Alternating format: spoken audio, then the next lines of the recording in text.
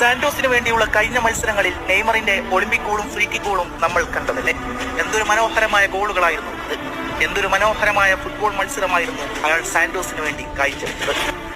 Neymar ഈ മികച്ച പ്രകടനം കാഴ്ചവെക്കുമ്പോഴും അയാളുടെ മനസ്സിൽ ഒന്നേ ഉണ്ടായിരുന്നുള്ളൂ. തന്റെ നാഷണൽ ടീമായ, തന്റെ സ്വന്തം രാജ്യമായ ബ്രസീൽ ടീമിന് വേണ്ടി ജേഴ്സി അണിയണമെന്നും വേൾഡ് കപ്പ് കളിക്കണമെന്നും മാത്രമായിരുന്നു.